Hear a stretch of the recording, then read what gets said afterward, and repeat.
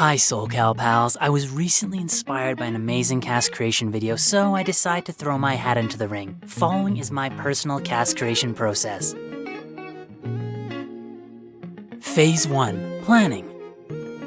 Firstly, one thing I should clarify, I only ever create costumes. I never create custom characters, and that's just because I personally don't like to mess with the hitboxes. I want to make sure my characters are exactly like they are when I take them to competition. Secondly, this process is my personal process, and I understand there's other processes that work for other cast creators. I truly don't think there are any do's or don'ts when it comes to cast. Just like fashion, as long as you're making a conscious decision with what you're doing, you can justify anything, but it has to be well thought out and it has to be planned.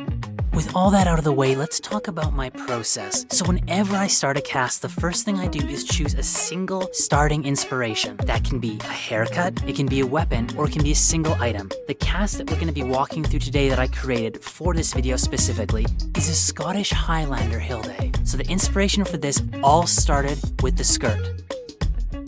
Once I select my starting inspiration, I then go through and choose matching components that look good with this specific item. In this example here, you're gonna see how I find items that look good with the skirt, or kilt as what we're hoping it will eventually look like. At this point of the cast creation, the cast is not gonna look good because everything's gonna be mismatched, but we don't care about that. We only care about the general aesthetic shape of the cast at this time.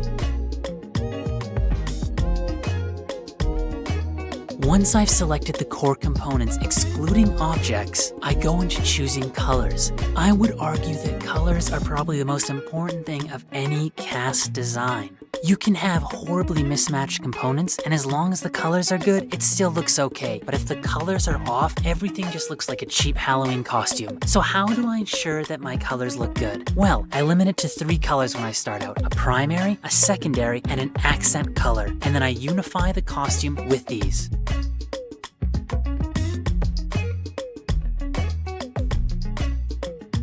Phase 2. Carving. Now we get to where the magic starts happening, applying textures and patterns.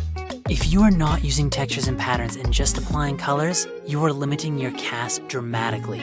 But that's not to say you should chuck dragon scale or European styles on everything.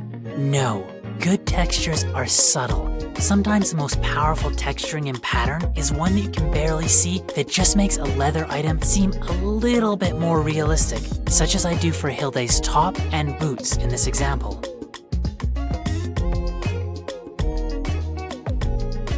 Now that we've applied patterns and textures, you can already see how the costume's starting to come together. Next step, go back and review all your components. Is there anything you missed? Is there anything that you can add? Is there anything else we can put in there?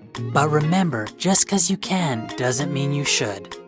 In cast creation, very often, less can be more.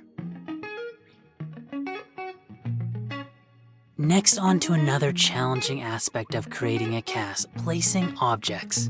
I personally believe that for every cast, no matter what, you should be using every single object. That being said, this doesn't mean you should have random orbs floating in the air. No, use the objects subtly. In the example you're seeing, I've already placed the objects. There's 3 objects there. 2 of those objects make the sash covering Hilde's chest. I complete that by stretching some headbands. The 3rd object, a flower to make the poofy thing on top of the traditional hat. Notice how my use of these items is subtle. Really what I'm doing is I'm using the objects to make the normal components that you can select unique. The objects are not the centerpiece. They are an accent to make every single cast its own thing.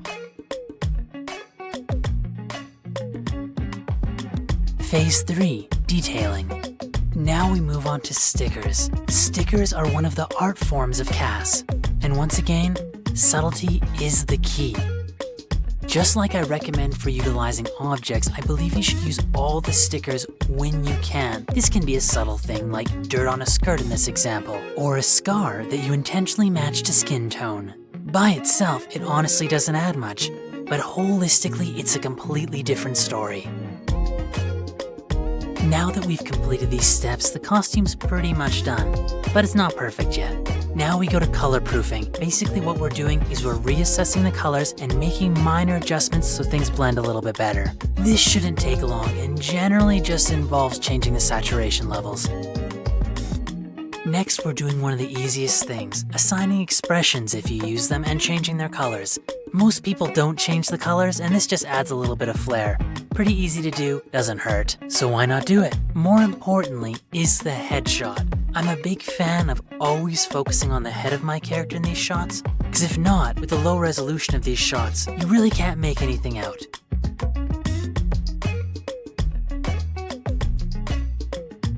Phase 4, finishing.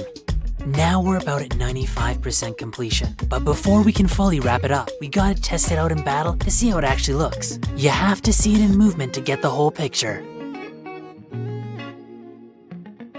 Once you see your costume in battle, you will definitely find some minor improvements and adjustments to make. For me, generally these improvements are new sticker ideas. I always leave 1 or 2 stickers available if I can, specifically to come back after I've played the character. And you are done! Your beautiful costume has been created. Completing this process for me total probably takes around 4 hours per cast, from start to finish. Of course, some will be easier than others to make, but when you've made a ton of casts, sometimes it takes a while to get inspiration. Thank you so much for watching SoulCal Pals, and just one final reminder, this is my personal process. Find your own way, or use mine if you find it helpful. For the video that inspired me to make this video, check out the link in the description. Stay strong, soul burners.